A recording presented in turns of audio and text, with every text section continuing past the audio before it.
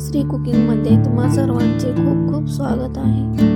तर आज आपण बघणार आहोत थोड्या वेगळ्या पद्धतीने पालकाची खमंग आणि कुरकुरीत अशी भजी। चला तर मग रेसिपीला सुरुवात करूया। इथं मी अर्धा लिंबू घेतलेला आहे, एक बटाटा उकडून मॅश करून घेतलेला आहे, 7 ते 8 लसूण पाकळ्या बारीक कट करून घेतलेल्या आहेत, 1 चमचा ओवा, 4 ते 5 हिरव्या मिरच्या बारीक कट करून घेतलेल्या आहेत, 1 कांदा घेतलेला आहे चिरून आणि 1 वाटी बेसन पीठ आणि थोडीशी कोथिंबीर घेतलेली आहे। इथं मी 1 जुडी पालक नीट करून स्वच्छ धुवून बारीक चिरून घेतलेला आहे।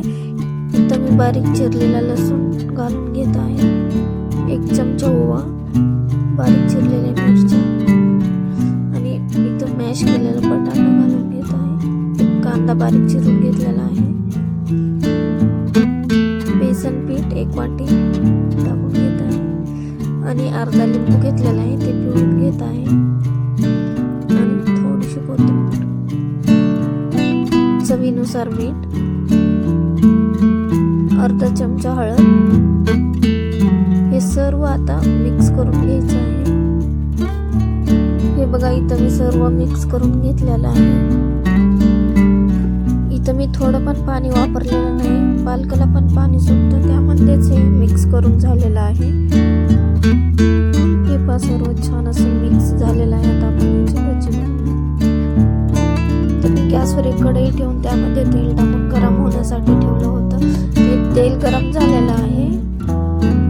आता गरम गरम तेलामध्ये आता भजी टाकून घेऊया। आता यामध्ये तुम्हाला जेवढ्या साईजचे भजी बनवायचे आहे तेवढ्या साईजचे तुम्ही भजी बनवू शकता। हे बघा मी इथं जेवढे बसतील तेवढे भजी टाकून घेतलेले आहेत। आता ही भजी मीडियम गॅसवर 2 ते 3 मिनिट तळून घ्यायची आहे। 2 ते 3 मिनिट झालेले आहेत। आता ही भजी पलटी करून घेऊया। मीडियम गॅसवर भजी तळल्याने कुरकुरीत अशी भजी होते। आता ही भजी पलटी करून घेतलेली आहे। आता दुसऱ्या पण साईडने 1 ते 2 मिनिट भजी तेलामध्ये तळून घ्यायची आहे। व्यवस्थित सगळ्या बाजूने आता आपली भजी तळलेली आहे। आता आपण ही भजी काढून घेऊया। कलर पण छान असा गोल्डन ब्राऊन आलेला आहे। भजी काढून घेऊया। बाकीचे पण अशाच प्रकारे भजी तळून घ्यायचे आहेत। तर तुम्ही पण ही रेसिपी नक्की ट्राय करा, खूप टेस्टी अशी भजी होतात।